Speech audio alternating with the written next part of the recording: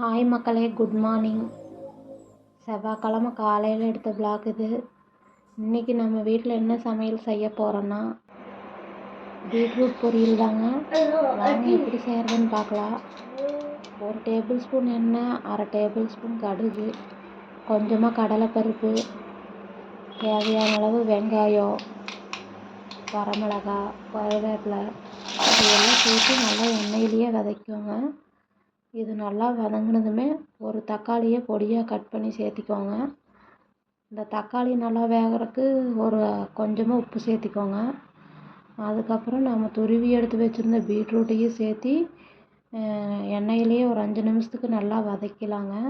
அப்பளையே கொஞ்சம் உப்பு போட்டிருக்கோம், இப்போ பார்த்து சேர்த்திக்கோங்க. அதுக்கப்புறம் ஒரு 1/2 டம்ளர் அளவுக்கு தண்ணி ஊற்றி இதை மூடி போட்டு நல்லா வேக வச்சுக்கோங்க ஒரு 5 நிமிஷத்துக்கு.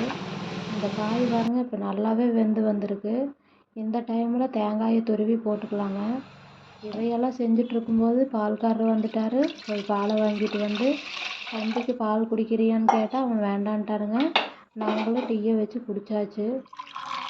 அதுக்கப்புறம் சமையல் வேலையெல்லாம் முடிஞ்சு நீ தம்பியோட லஞ்ச் பாக்ஸுக்கு பீட்ரூட் பொரியல் போட்டு கிளறி கொடுத்தாச்சுங்க. ஸ்நாக்ஸுக்கு வந்து ஆரஞ்சு, முந்திரி, பாதாம் தான் கொடுத்து விட்டேன்.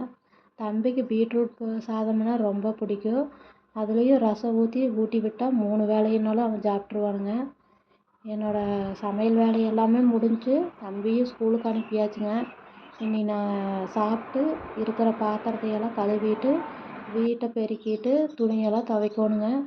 இன்றைக்கி டே எனக்கு இப்படி தான் போச்சு. உங்களுக்கு இந்த vlog பிடிச்சிருந்தா லைக் பண்ணி சப்ஸ்கிரைப் பண்ணுங்கள்.